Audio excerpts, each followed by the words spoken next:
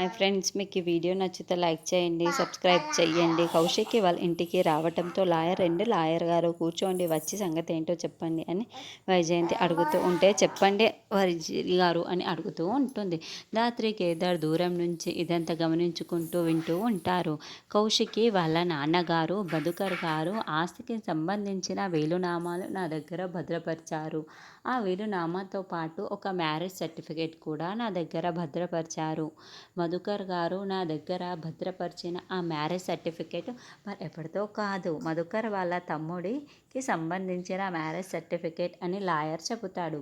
అప్పుడే దాత్రి కేదార్ ఇదంతా వింటూ, అంటే marriage certificate original copy lawyer దగ్గర మధుకర్ గారు ఆల్రెడీ భద్రపరిచారా కేదార్ అని దాత్రి చెబుతూ ఉంటే, కేదార్కి కూడా అర్థమైపోయి చాలా చాలా సంతోషపడుతూ ఉంటారు.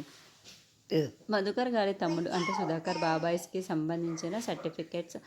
ఆ మ్యారేజ్ సర్టిఫికేట్ మరి ఎవరిదో కాదు, కేదార్ వాళ్ళ అమ్మ బాబాయ్కి సంబంధించిన మ్యారేజ్ సర్టిఫికేట్ అని కౌశికి అనుకుంటుంది. ఇప్పుడు ఆ మ్యారేజ్ సర్టిఫికేట్ని చెప్పే బాధ్యత మొత్తం కూడా కౌశికి గారిదే అని వీలునామాలో రాసి ఉంది అని లాయర్ చెబుతాడు. దాంతో నిషి, వైజయంతి, యువరాజ్ మరింత షాకింగ్గా వింటూ ఉంటారు.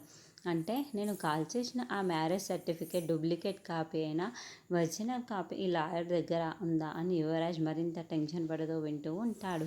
మరి ఇప్పటికైనా ఆ ఒరిజినల్ మ్యారేజ్ సర్టిఫికేట్ను దాత్రి కేదార్ని చూపించి నిరూపించుకుంటాడా, లేకుంటే ఇలాగే సాగదీసుకుంటూ ఉంటారా? Next episode.